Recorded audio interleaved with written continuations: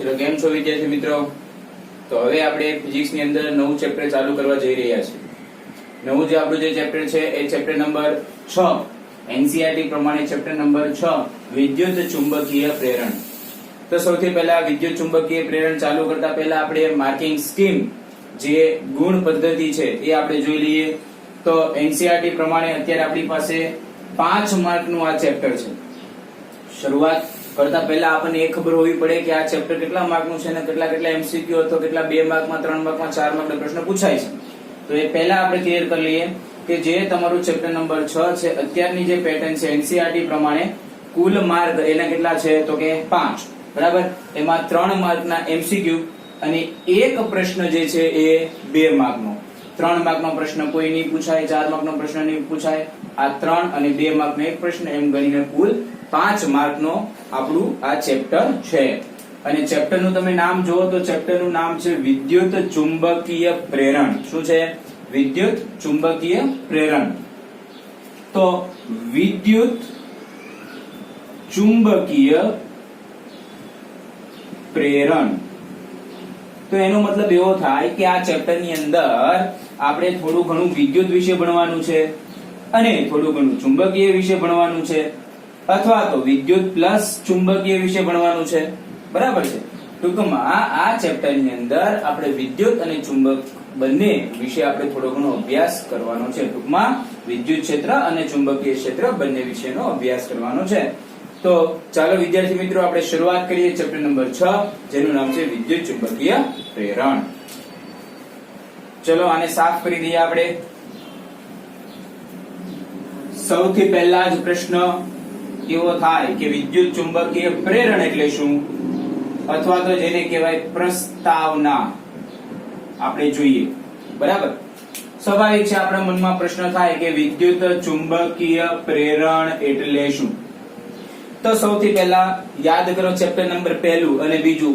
પહેલા અને બીજામાં આપણે વિદ્યુત ભારને સ્થિર લીધો. ત્રીજા ચેપ્ટરની અંદર આપણે વિદ્યુત ભારને ગતિ કરાવી હતી. ચોથું ચેપ્ટર તમે જે ભણી રહ્યા છો એ ચોથા ચેપ્ટરની અંદર તમે વિદ્યુત પ્રવાહ જે છે એ વિદ્યુત પ્રવાહ ઉપરથી તમે ચુંબકીય ક્ષેત્ર જે છે એનો અભ્યાસ કરી રહ્યા છો. અહીંયા ખાસ તમે ધ્યાન આપજો. વિદ્યુત પ્રવાહ ઉપરથી તમે ચુંબકીય ક્ષેત્રનો અભ્યાસ કરી રહ્યા છો. યાદ કરો ઓસ્ટ્રેડ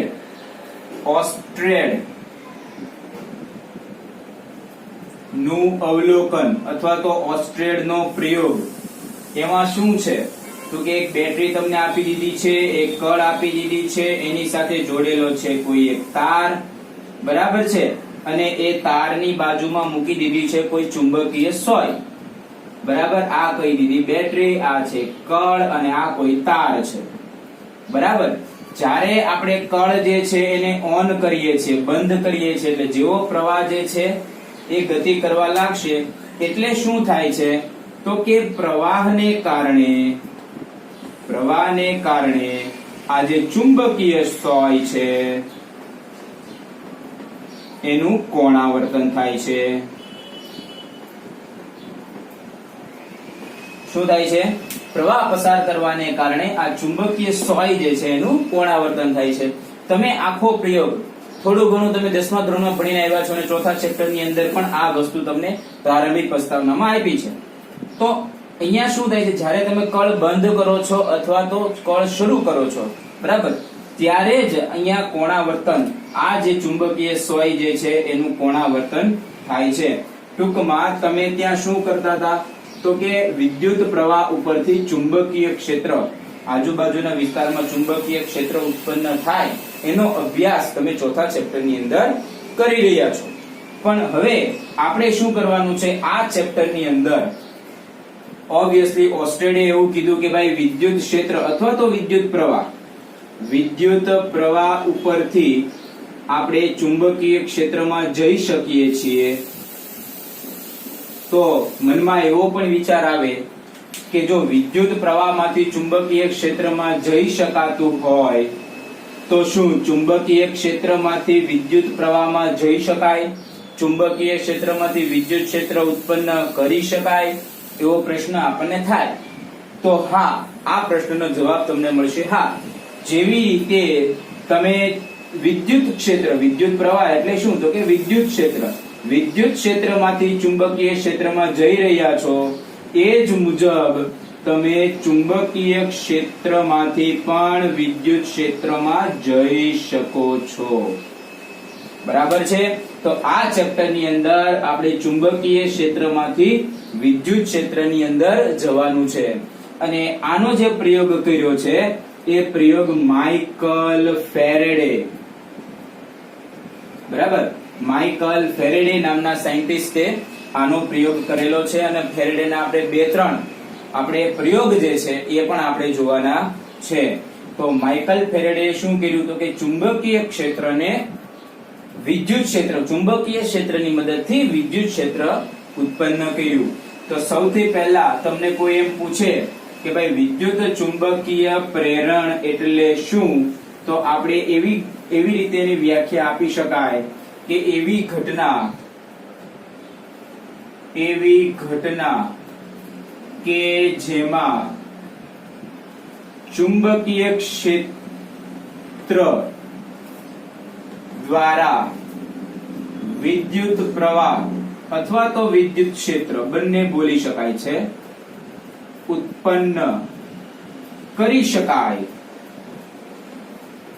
તો આવી ઘટનાને તમે શું કહેશો? તો કે વિદ્યુત ચુંબકીય પ્રેરણ, વિદ્યુત ચુંબકીય પ્રેરણ કહેવામાં આવે છે. તમે સમજો વિદ્યાર્થી મિત્રો, પહેલું અને બીજું ચેપ્ટર તમારું સ્થિત વિદ્યુત શાસ્ત્રનું હતું, એમાં વિદ્યુત ભાર સ્થિર હતો. ત્રીજા ચેપ્ટરની અંદર વિદ્યુત ભારને તમે દોડાયો. ચોથા ચેપ્ટરની અંદર તમે ગતિમાન વિદ્યુત ભારની મદદથી ચુંબકીય ક્ષેત્ર જે છે એનો તમે અભ્યાસ કરો છો. પાંચમા ચેપ્ટરની અંદર પણ પૃથ્વીનું ચુંબકીય ક્ષેત્ર ને એ બધો અભ્યાસ કરો છો. પણ હવે છઠ્ઠું જે ચેપ્ટર છે એમાં ચુંબકીય ક્ષેત્રમાંથી તમારે વિદ્યુત ક્ષેત્રનો અભ્યાસ કરવાનો છે. બરાબર? એટલે એમાં કન્ફ્યુઝન તમને થવું જોઈએ નહીં. એવી ઘટના કે જેમાં ચુંબકીય ક્ષેત્ર દ્વારા વિદ્યુત ક્ષેત્ર ઉત્પન્ન કરી શકાય, તો આવી ઘટનાને શું કહેવામાં આવે છે? તો કે વિદ્યુત ચુંબકીય પ્રેરણ. મોટા પ્રમાણમાં ઉપયોગ તમે ટ્રાન્સફોર્મર, બરાબર, ટ્રાન્સફોર્મર તમે જોયું હોય, બરાબર, ઇન્ડક્શન કોઇલ જે છે, ઓકે, એમાં મોટા પ્રમાણમાં ઉપયોગ થાય છે કે વિદ્યુત ક્ષેત્રમાંથી તમે શું કરો છો? તો કે ચુંબકીય ક્ષેત્રનો અભ્યાસ કરો છો. તો ચાલો વિદ્યાર્થી મિત્રો, હવે આપણે ફેરેડેના જે પ્રયોગો છે, ફેરેડે નામના સાયન્ટિસ્ટે શું કામ કર્યું હતું? તો કે ચુંબકીય ક્ષેત્રમાંથી વિદ્યુત ક્ષેત્ર ઉત્પન્ન કરવાનું કામ કર્યું હતું. એના પ્રયોગો આપણે 1, 2 અને 3 પ્રયોગો જે છે એ આપણે એના ભણવાના છે. તો ચાલો આપણે શરૂઆત કરીએ ફેરેડેના પ્રયોગો. ચાલો વિદ્યાર્થી મિત્રો, તો વિદ્યુત ચુંબકીય પ્રેરણ અંગેનો સૌપ્રથમ ખ્યાલ આપણે માઇકલ ફેરેડે નામના વૈજ્ઞાનિકે આપણને આપ્યો. માઇકલ ફેરેડેની સાથે સાથે એક હેનરી નામના વૈજ્ઞાનિકનો પણ એટલો જ ફાળો રહેલો છે જેટલો માઇકલ ફેરેડેનો રહેલો છે. એટલે હવે આપણે અલગ અલગ 3 પ્રયોગ જે છે એ વિદ્યુત ચુંબકીય પ્રેરણ અંગેના ભણવાના છે.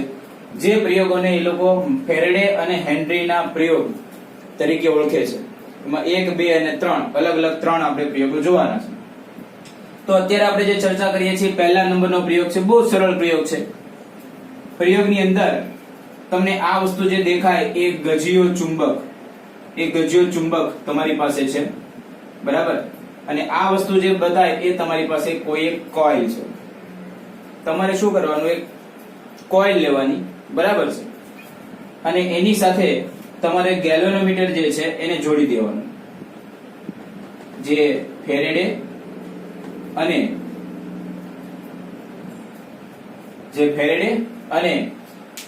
હેનરી નામના વૈજ્ઞાનિકે પ્રયોગ કરેલો છે એની આપણે વાત કરીએ છીએ. તો શું કરવાનું છે? તો કે એક કોઇલ લેવાની છે અને એક ગજિયો ચુંબક લેવાનો છે, અને ગજિયા ચુંબકને જે છે એ કોઇલની તરફ ગતિ કરાવવાની છે. સિચ્યુએશન કઈ રીતે થશે? માની લો કે મારી પાસે અહીંયા કોઈ એક કોઇલ છે, બરાબર, અને સપોઝ કરો કે આ ગજિયો ચુંબક છે. એટલે મારે શું કરવાનું છે, ધીમે ધીમે ગજ્યો ચુંબક જે છે એ કોઇલ બાજુ લાવવાનું છે. એટલે અત્યારે તમે જુઓ ગજ્યા ચુંબકની દિશા જે છે એ કઈ બાજુ છે, તો કે કોઇલ તરફની દિશા છે, બરાબર. અને અહીંયા તમને આપ્યું છે નોર્થ છેડો, બરાબર. નોર્થ એટલે કે ઉત્તર ધ્રુવ જે છે એ કોઇલની સામે રહે એ રીતના એને નજીક લાવવાનું છે. થશે શું, તો કે જેમ જેમ આ ગજ્યો ચુંબક નજીક આવશે એમ આ ક્ષેત્ર રેખાઓ જે છે એ કોઇલની અંદર પસાર થશે. કોઇલની અંદર પસાર થવાને કારણે આપણે એવું ભણ્યા છીએ ફ્લક્સ. વિદ્યુત ક્ષેત્રમાં આપણે એવું ભણ્યા છીએ ફ્લક્સ. ક્ષેત્ર રેખાઓની સંખ્યા જે છે એમાં વધઘટ થાય એટલે કે ફ્લક્સ જે છે એમાં વધઘટ થાય, બરાબર. ફ્લક્સમાં વધઘટ થતા આ જે ગેલેનોમીટર જે છે એ ગેલેનોમીટરમાં આવર્તન આપણને આવે છે.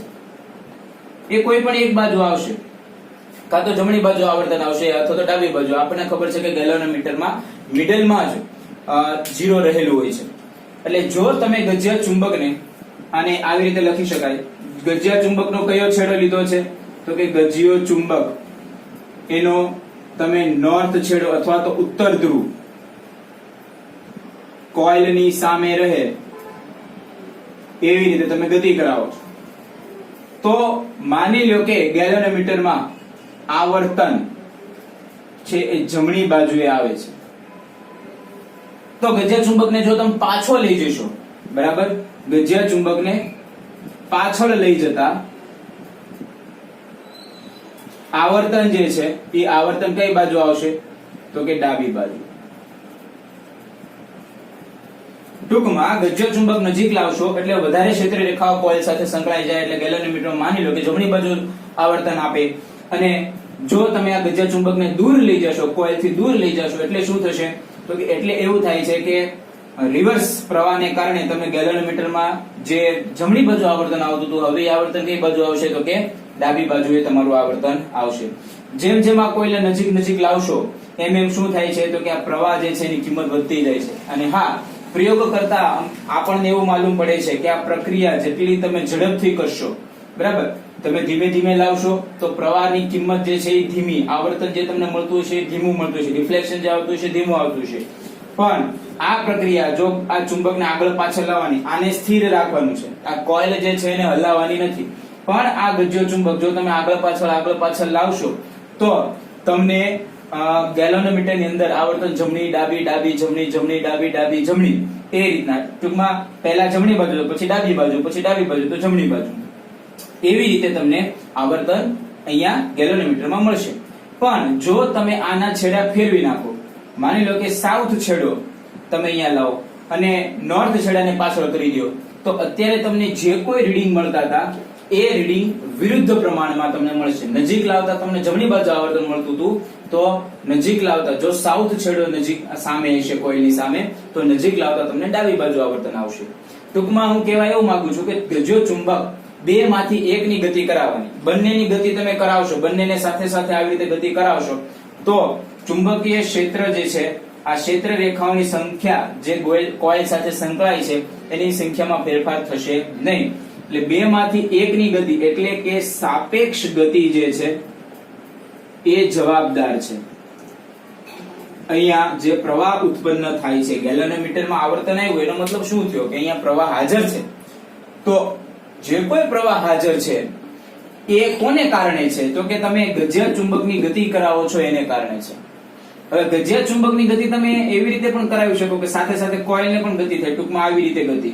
તો તમે જો બંને વચ્ચેનું અંતર તો જે છે એક જ સરખું રહેવાનું છે, કોન્સ્ટન્ટ રહેવાનું છે, તો તમને ગેલેનોમીટરમાં આવર્તન મળશે નહીં. એટલે સૌથી પહેલો પોઈન્ટ તમે એવું લખી શકો કે જો, અને હા તમે એમ પણ કરી શકાય કે માની લો કે ગજ્યો ચુંબક જે છે એને સ્થિર કરી દો અને કોઇલને તમે આગળ પાછળ ગતિ કરાવો તો પણ તમને ગેલેનોમીટરમાં તો આવર્તન આવવાનું જ છે. તો ત્યાંથી આપણે એવા તારણ ઉપર આવીએ કે ગેલેનોમીટરમાં જે આવર્તન આવે છે એ ગેલેનોમીટરના આવર્તન માટે જવાબદાર કોણ, તો ગેલેનોમીટરમાં જે આવર્તન આવે છે એના માટે જવાબદાર ચુંબકની સાપેક્ષ ગતિ, કોઇલની સાપેક્ષ ચુંબકની ગતિ, આગળ અથવા પાછળ જે ગતિ થાય છે એને કારણે શું થાય છે, તો કે ગેલ્વેનોમીટર જે છે, ગેલ્વેનોમીટર એ ગેલેનોમીટરમાં આવર્તન આવે છે. ગેલ્વેનોમીટરમાં આવર્તન આવ્યું એનો મતલબ શું થાય તો કે વિદ્યુત પ્રવાહ હાજર છે, બરાબર. ત્યાં કઈ માતાજીના ડાકલા તો ધૂણતા નથી જેથી કરીને આવર્તન જે છે આવતું હોય, કે કોઈ જાદુના ખેલ થતા નથી, બરાબર છે. ગેલ્વેનોમીટરમાં આવર્તન આવ્યું એનો મતલબ એવો થાય કે ત્યાં વિદ્યુત પ્રવાહ જે છે હાજર છે. વિદ્યુત પ્રવાહ હાજર હોય તો જ ગેલ્વેનોમીટરમાં આવર્તન આવે. હા, એ અલગ વસ્તુ છે કે જ્યારે નજીક લાવો છો તો માની લો કે સમઘડી દિશામાં પ્રવાહ વહેતો હોય અને તમે દૂર લઈ જાઓ છો તો વિષમઘડી દિશામાં પ્રવાહ વહેતો હોય, એ એક અલગ મેટર છે. પણ આપણે તો શું કરવાનું હતું, વિદ્યુત ચુંબકીય પ્રેરણ. એમાં શું હોય તો કે ચુંબકીય ક્ષેત્રમાં ફેરફાર કરવાથી આપણને વિદ્યુત ક્ષેત્ર મળે છે, જે આ સાબિત કરે છે. આ પહેલો પ્રયોગ થયો. હજી હવે બે પ્રયોગ આપણે બાકી છે, એટલે આ જોઈ લો. ચાલો વિદ્યાર્થી મિત્રો, તો હવે આપણે જઈએ ફેરાડે અને હેનરીના પ્રયોગ નંબર 2 ની અંદર. પ્રયોગ નંબર 2 ની અંદર શું ફેરફાર કર્યો છે એ પહેલા આપણે જોઈ લઈએ.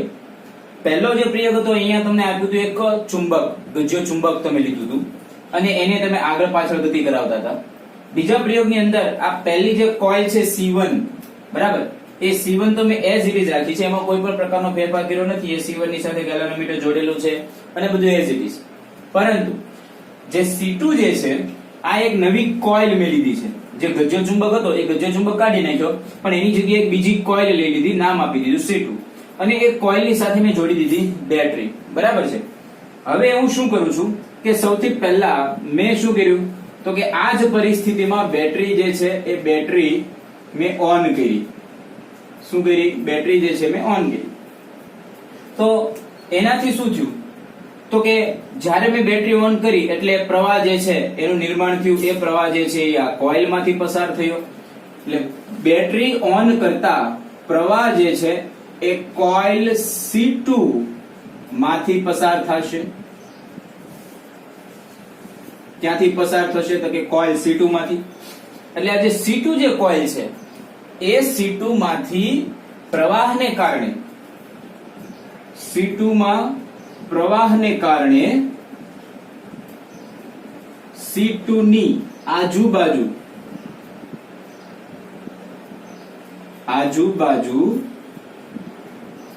ઓસ્ટ્રેડના નિયમ મુજબ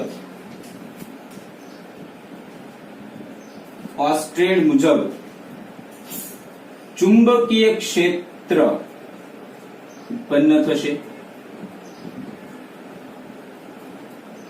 તમે જો વિદ્યાર્થી મિત્રો, જેવો આ બેટરી મેં ઓન કરી એટલે શું થયું તો કે આ કોઇલમાં પ્રવાહ પસાર થયો, અને કોઈ પણ તારમાંથી પ્રવાહ પસાર થાય તો એની આજુબાજુમાં ચુંબકીય ક્ષેત્ર ઉત્પન્ન થાય. ચેપ્ટર નંબર 4, બરાબર. અથવા તો ઓસ્ટેડના નિયમ મુજબ આપણે પહેલા જ પ્રયોગ જોઈ ગયા, બરાબર છે. કોઈ પણ તારમાંથી પ્રવાહ પસાર કરાવો તો બાજુમાં તમે ચુંબકીય સોય રાખેલી હોય તો ચુંબકીય સોય જે છે એનું કોણાવર્તન આવે છે. એનું મેઇન કારણ ઓસ્ટેડનું ઓસ્ટેડ ઓબ્ઝર્વેશન કર્યું હતું, બરાબર, અવલોકન કર્યું હતું, એને ઓસ્ટેડનું ઓબ્ઝર્વેશન નામ આપ્યું. પણ મેઇન કારણ એનું શું છે તો કે એ તારની આજુબાજુમાં ચુંબકીય ક્ષેત્ર ઉત્પન્ન થાય છે. તો અહીંયા પણ એવું થયું કે જેવું મેં બેટરી જે છે એને ઓન કરતા આ જે કોઇલ જે છે એ C2 ની આજુબાજુમાં તમારે ચુંબકીય ક્ષેત્ર જે છે એ ચુંબકીય ક્ષેત્ર ઉત્પન્ન થયું. જેવું તમે ચુંબકીય ક્ષેત્ર ઉત્પન્ન થયું એટલે શું થાય તો કે ચુંબકીય ક્ષેત્ર રેખાઓ નીકળશે. પણ જ્યાં સુધી આ બંને વચ્ચેની ગતિ નહીં થાય ત્યાં સુધી ગેલ્વેનોમીટરમાં અહીંયા આવર્તન આવશે નહીં. પહેલા કિસ્સામાં આપણે એવું જોઈ ગયા કે સાપેક્ષ ગતિ જે છે એ જવાબદાર છે. અહીંયા ગમે એટલા મોટા મૂલ્યનો પ્રવાહ હું પસાર કરાવરાવું, બરાબર, પણ આ બંને જ્યારે સાપેક્ષ ગતિમાં નહીં હોય તો બેટરી તો કોઇલ C1 માં જે ગેલ્વેનોમીટર આપેલું છે એમાં આવર્તન આવશે નહીં.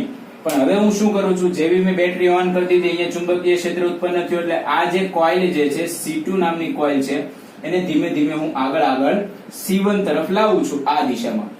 જેવું C2 ને C1 તરફ લાવશો એટલે બંને વચ્ચે શું થઈ તો કે સાપેક્ષ ગતિ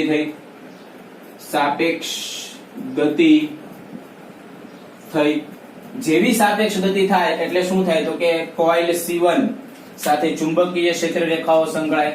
એ ચુંબકીય ક્ષેત્ર રેખાઓ નજીક આવે છે એટલે ક્ષેત્ર રેખાઓ વધે, એટલે ગેલ્વેનોમીટરમાં આપણને આવર્તન આવે.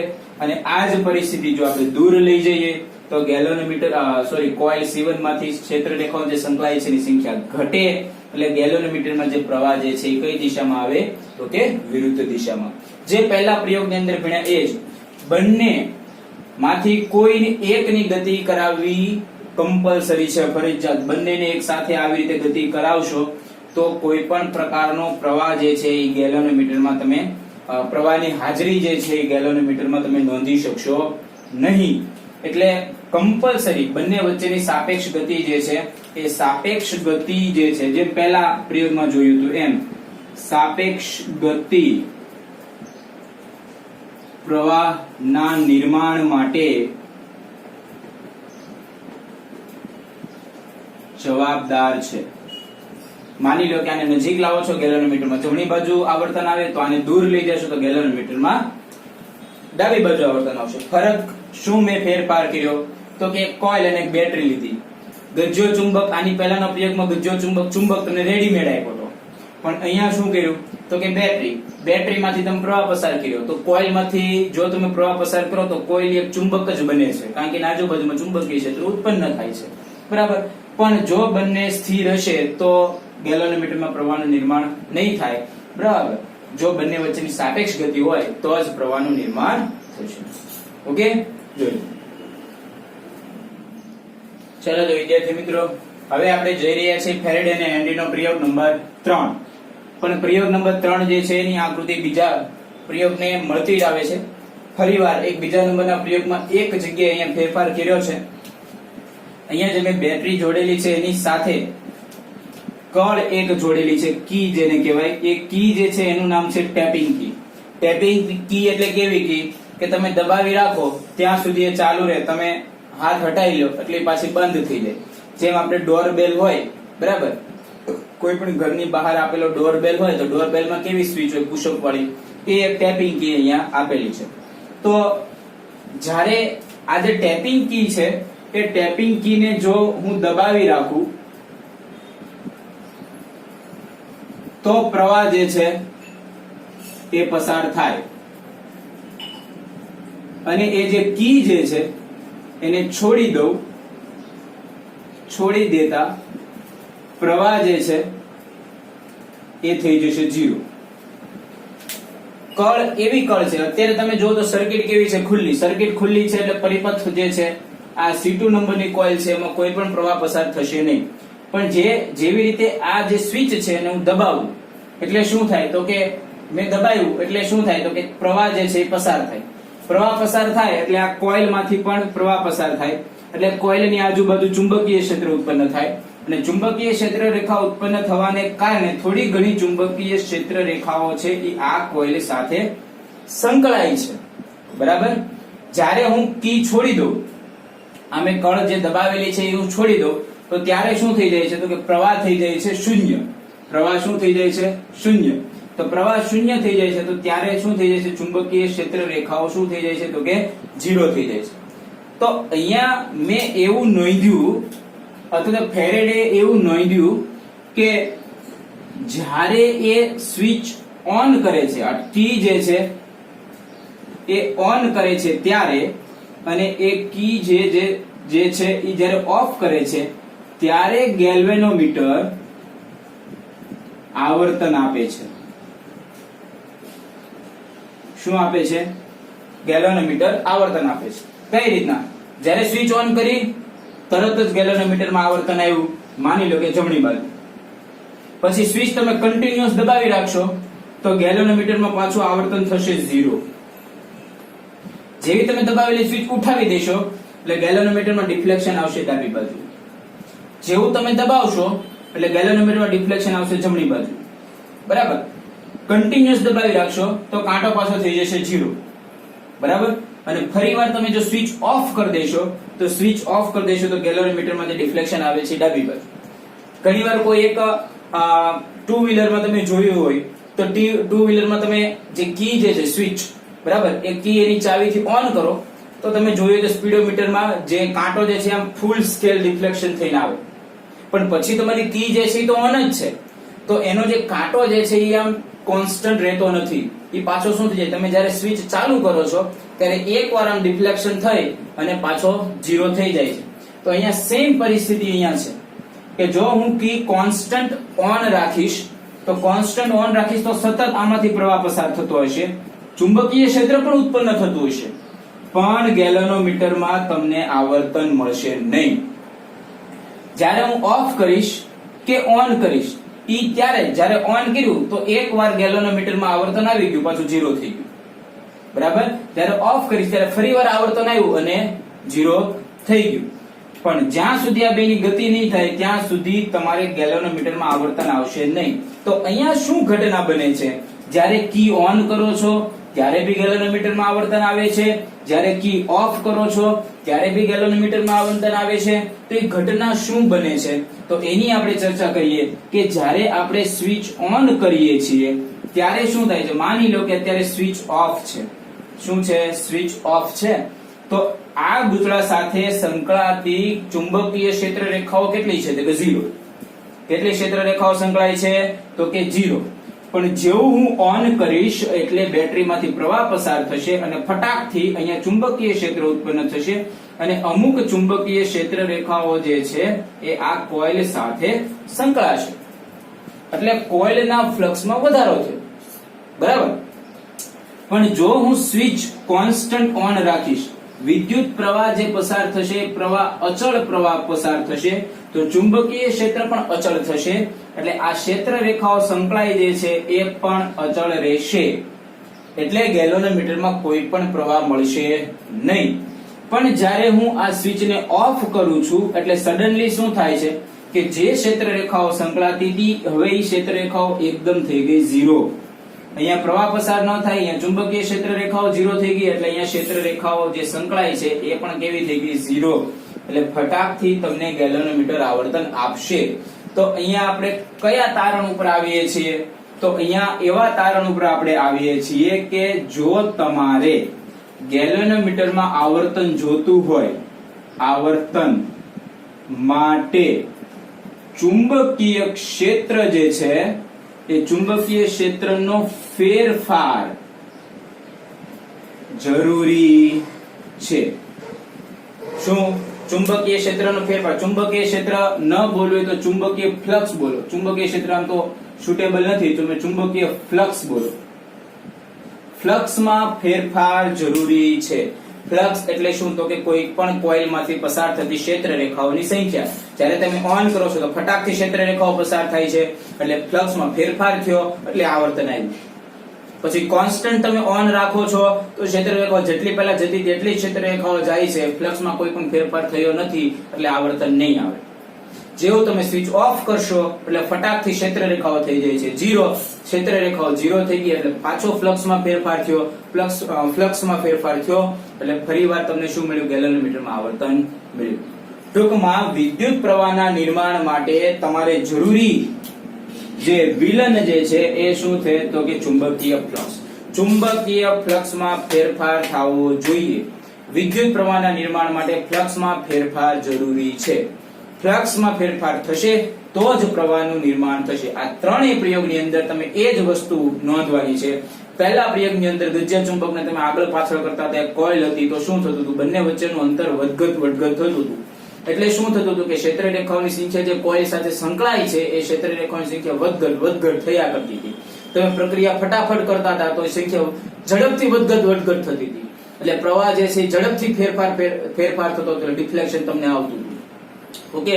બીજા પ્રયોગની અંદર પણ તમે એ જ વસ્તુ કરી, બેટરી જોડી દીધી અને એ C2 કોઇલને આગળ પાછળ કરી. એમાં પણ તમે શું કર્યું? તો કે ફ્લક્સમાં ફેરફાર કર્યો. બરાબર. અહીંયા પણ શું થાય છે? જ્યારે તમે સ્વિચ ઓન કે ઓફ કરો છો ત્યારે પણ શું થાય છે? તો કે ફ્લક્સમાં ફેરફાર થાય છે. એટલે ખાસ તમે યાદ રાખજો, ભવિષ્યમાં આ ખૂબ જ ઉપયોગી સ્ટેટમેન્ટ થઈ રહેશે. આ વાક્ય ખૂબ જ આગળ કામમાં આવશે કે આવર્તન માટે ચુંબકીય ફ્લક્સનો ફેરફાર. આવર્તન એટલે શું? તો કે વિદ્યુત પ્રવાહ. વિદ્યુત પ્રવાહના નિર્માણ માટે ચુંબકીય ફ્લક્સનો ફેરફાર જરૂરી છે.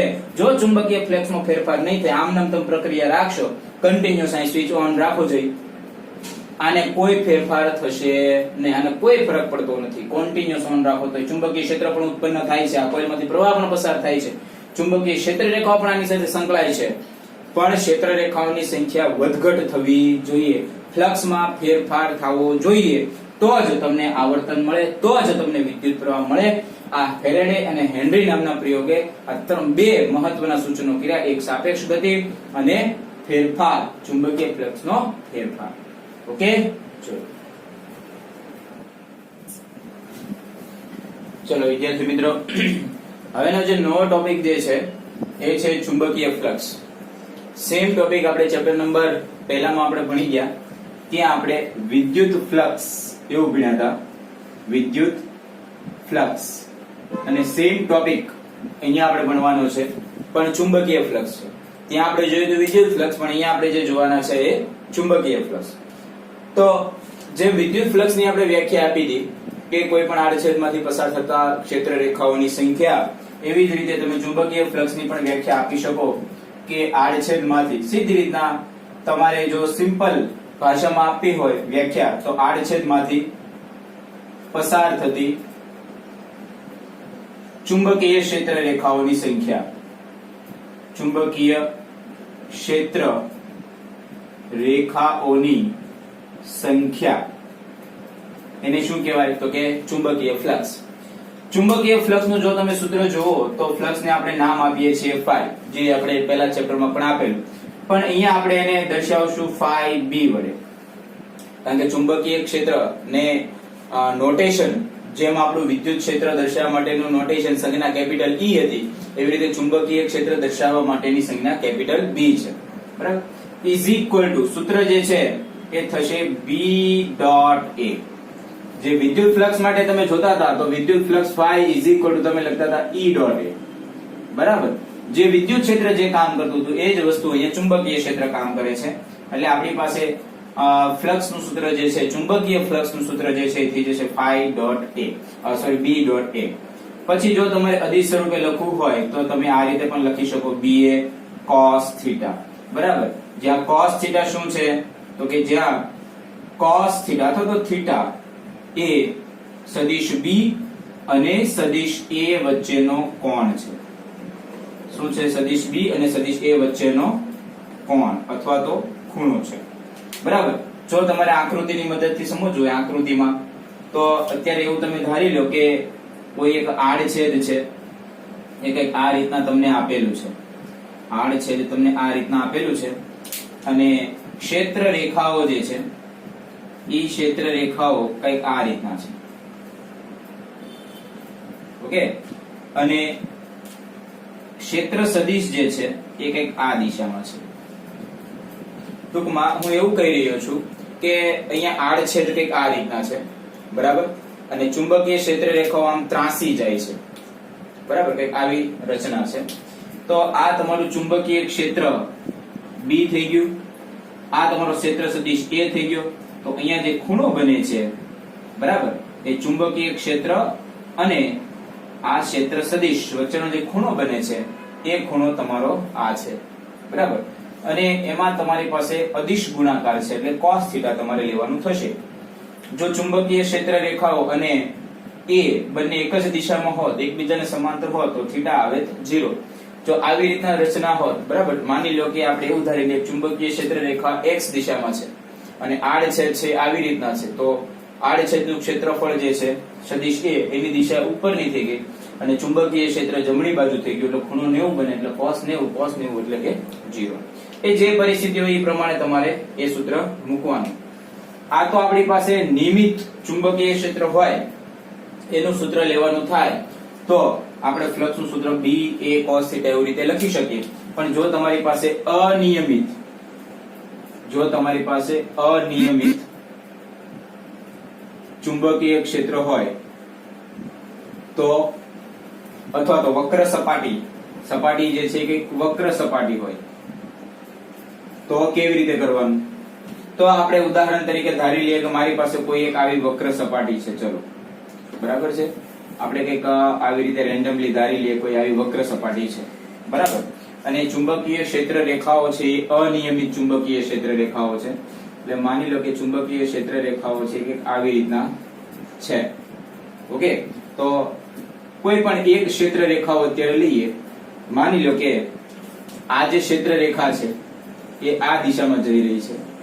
બરાબર? અહીંયા તમે ક્ષેત્ર લ્યો છો કેપિટલ A, બરાબર. માની લો કે એની દિશા કંઈક આ છે, તો આ થઈ ગયું તમારું A, આ થઈ ગયું તમારું B. ઓકે, પણ આખું A તમારું નહીં થાય, બરાબર. તમને જે મળશે એ કેવો A મળશે, તો કે નાનો. તો તમારું ફ્લક્સ જે છે એ પણ શું થશે, નાનું, એટલે phi B, d phi B બરાબર ચુંબકીય ક્ષેત્રને નામ આપી દઈએ B1 નામ આપીએ ઇન્ટુ dA1. ઓકે, પછી જે ખૂણો બન્યો એ ખૂણો અહીંયા મૂકી દેવાનો. એવી રીતે બધા જ ક્ષેત્ર રેખાઓ માટે માની લો કે બીજા માટે કરશું તો d phi B1 હતું, તો અહીંયા phi B2 થશે is equal to B2 into dA2 થશે.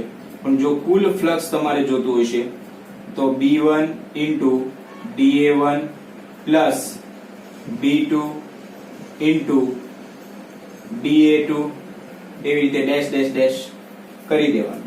ટૂંકમાં કુલ ફ્લક્સ જો તમારે જોતું હોય તો કુલ ફ્લક્સ phi B બરાબર સબમિશન તમારે લેવાનું થશે. જેટલા તમને કમ્પોનન્ટ લીધા હોય બધાનું સબમિશન તમારે લેવાનું થાય, એટલે કે BI આપણે નામ આપીએ ઇન્ટુ DAI. એમાં I is equal to 1 to start કરવાનું અને n સુધી જવાનું. જેટલા કમ્પોનન્ટ તમે લીધા હોય એટલા કમ્પોનન્ટ સુધી તમારે જવાનું છે. બીજું આપણે એના એકમની ચર્ચા કરીએ તો એકમ માટે તમે અહીંયા જુઓ B અને A છે, ચુંબકીય ક્ષેત્ર અને A છે. ચુંબકીય ક્ષેત્ર જેનો એકમ થાય ટેસ્લા અને બાજુમાં છે તમારી પાસે ક્ષેત્રફળ, એનો એકમ થાય મીટર સ્ક્વેર. એટલે એકમ જે છે એ થઈ જશે ટેસ્લા ઇન્ટુ મીટર સ્ક્વેર, અથવા તો કોમનલી એને લખે છે વેબર. એકમ ટેસ્લા ઇન્ટુ મીટર સ્ક્વેર અથવા તો કોમનલી આપણે લખી શકાશે વેબર. અને બીજું કે ચુંબકીય ફ્લક્સ જે છે એ ચુંબકીય ફ્લક્સ એ અદિશ ભૌતિક રાશિ છે. કેવી ભૌતિક રાશિ છે? અદિશ ભૌતિક રાશિ. એને કોઈ દિશા હોતી નથી. 2 માર્કમાં પૂછાતો એવો પ્રશ્ન છે, ચુંબકીય ફ્લક્સ એટલે શું? phi is equal to BA, BA cos θ એટલે શું છે? તો કે B અને A વચ્ચેનો ખૂણો. અનિયમિત ક્ષેત્રીય હોય તો ઘટકો પાડીને આ બધી વસ્તુ આપણે પહેલા પણ કરેલી છે પહેલા ચેપ્ટરની અંદર. એકમ એનો થઈ જાય ટેસ્લા ઇન્ટુ મીટર સ્ક્વેર અથવા તો વેબર, અને ચુંબકીય ફ્લક્સ એ એક અદિશ ભૌતિક રાશિ છે. ઓકે, જોયું.